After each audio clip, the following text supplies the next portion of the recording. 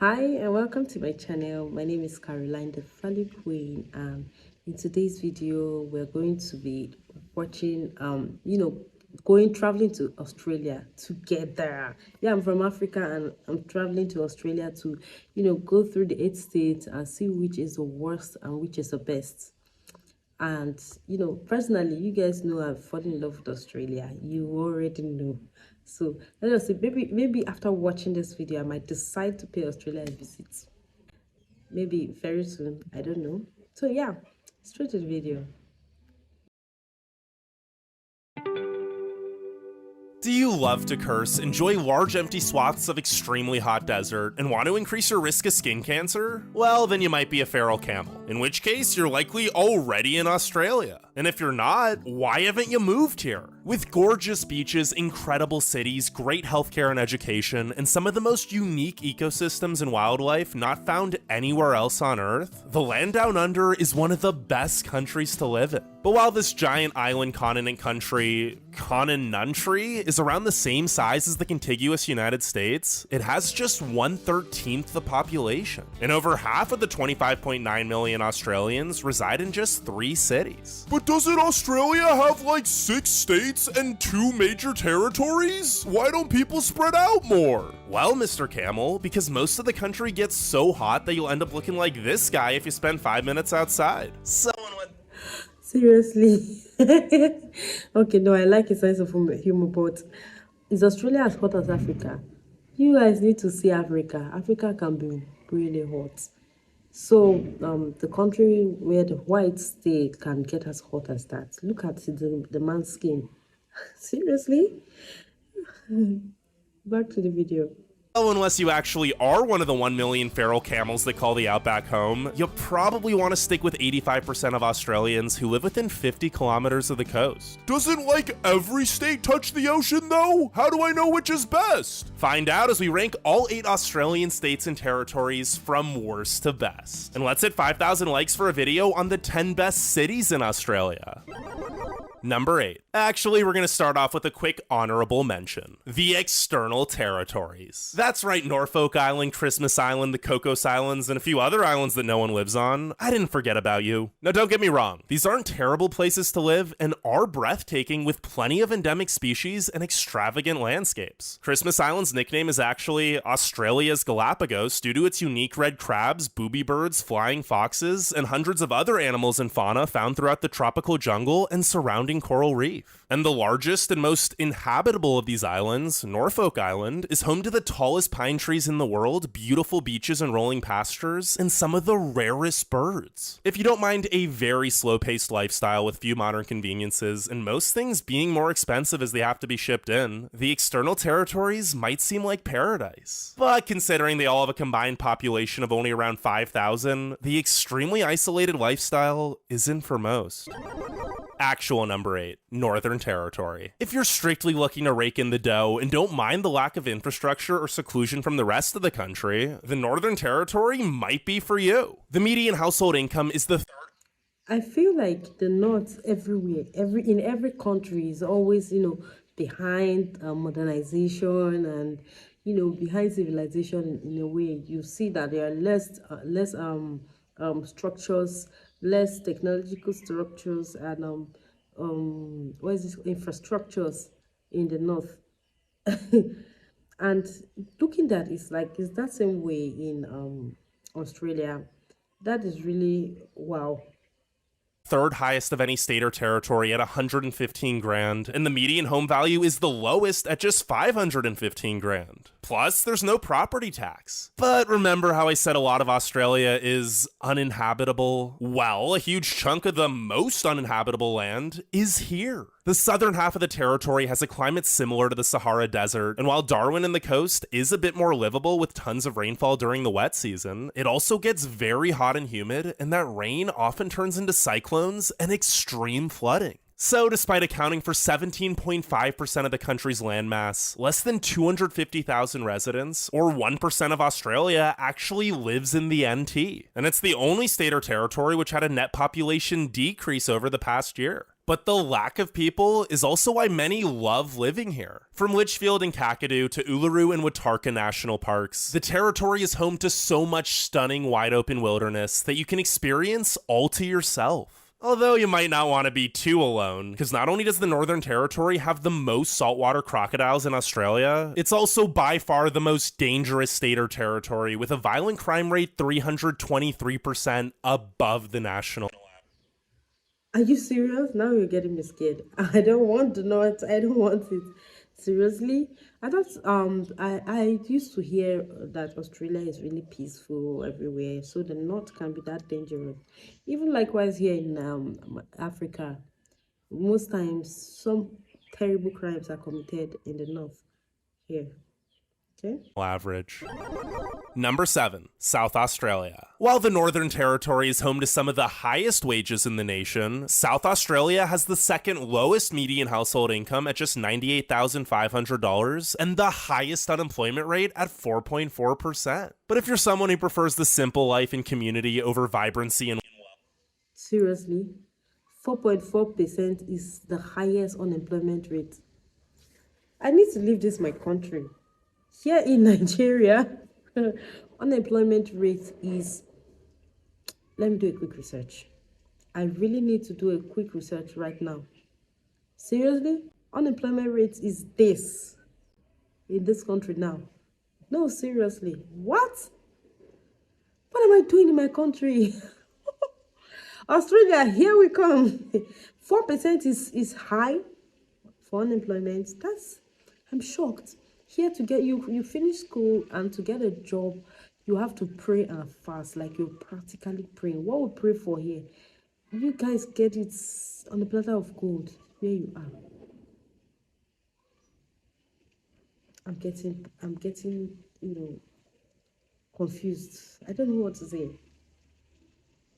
wealth, the Festival State is a wonderful place to settle down. It's home to so many charming suburbs and beach towns, over 5,000 kilometers of pristine coastline, the best wine in the country, and hardly any crime. And with below average fuel, grocery, and utility costs, and a median home value of just 565 grand, South Australia is actually the cheapest state. And Adelaide is the cheapest capital. Sure, Adelaide's also likely the most boring city with over 1 million residents, and a bit behind the times with supermarkets still closing at 5 p.m. on weekends, for example, but that's also by design. Adelaiders love that their home offers all of the amenities of a city, with great food, museums, parks, festivals, and a few unique attractions like the Adelaide Central Market, while still maintaining its small town charm with hardly any traffic and where everyone knows everyone. Not to mention, it's easy to navigate with no toll roads and a beautiful beach or waterfall hike being just a 20-minute drive from the city centre. Number 6. Queensland. Queensland is Australia's most popular holiday destination, and for good reason. It's incredibly safe, has the most national parks, and with scenery as diverse as the Great Barrier Reef, Daintree Rainforest, Porcupine Gorge, and Lamington, Girrawin, Goringan, under a volcanic Blackdown Tablelands, and Great Sandy National Parks, not to mention the only Everglades ecosystem outside of Florida, it's debatably the most beautiful state. And if you prefer a more chill vacation, the Sunshine State also offers plenty of theme parks and resorts in the Gold Coast, and over 13,000 kilometers of jaw-dropping beaches. So while many used to only holiday here, that's quickly changing as more people learn of Queensland's exceptional small cities and towns. In fact, it's now the fastest growing state and one of only 2 states where over half the population doesn't live in the capital. And it's not because Brisbane sucks. It's actually often ranked as the most livable city in Australia, as it's not nearly as congested or expensive as Sydney or Melbourne, while still offering legit big city amenities and experiencing rapid growth, especially with the Olympics coming in 2032.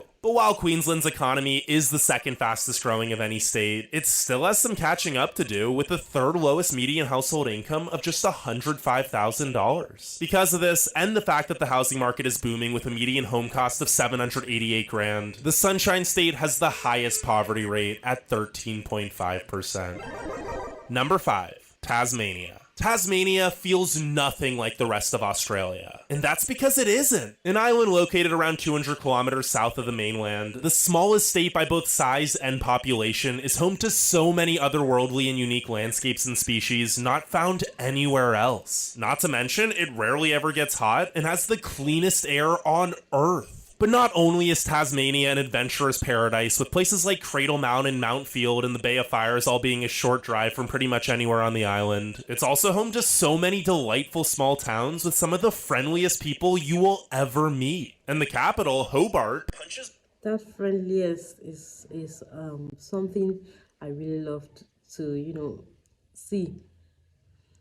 I love to experience in a world where everyone is so busy and we're forgetting our human nature. Like, I love anything friendly and safe. When you're friendly and you're safe at the same time, because these days to be friendly and safe, they don't work together that much again. Punches well above its weight with tons of history and beautiful architecture, great restaurants, bars, and cafes, and Mona, one of the best museums in the country. Sure, there's little in terms of bustling city life, but if you're looking to slow down and relax while being surrounded by unspoiled nature, Tasmania is perfect. Well, if you're retired or work online, because while the economy is currently the fastest growing, the median household income is still the lowest at just $89,600, and the unemployment rate is 4.3%. At least the cost of living isn't too bad, with a median home price of $691,000, plenty of cheap high quality produce, and low energy bills due to most of the island running on hydroelectricity. Number 4, New South Wales. Australia's oldest and most populated state. Home to Sydney, the most populated city. But while Sydney's big city amenities, multiculturalism, high quality of life, and beautiful beaches and harbors speak for themselves, this great state is so much more than just its capital. New South Wales spans over 800,000 square kilometers and is packed with 18 diverse bioregions ranging from sandy deserts to lush rainforests, rugged mountains, rolling hills, grasslands, rivers, and coast. Yeah, did you know this, and this are all within a 2-hour drive of Sydney? And if both big city life and serene scenery aren't your jam, there's also no shortage of incredible mountain or beach towns, as well as one of the best small cities in Newcastle. As a whole, New South Wales is likely the most balanced province and truly offers something for every type of lifestyle. Then why the heck is it only number 4? Well, because it's bloody expensive, with the highest median home cost of $1.22 million. Now, to be fair, Sydney does have an excellent and diverse economy, so wages across the state aren't bad, with a median household income of $114,000 and the lowest unemployment rate of just 2.9%. But living in Sydney also means terrible traffic, everywhere being crowded, and some of the worst nightlife for a major city.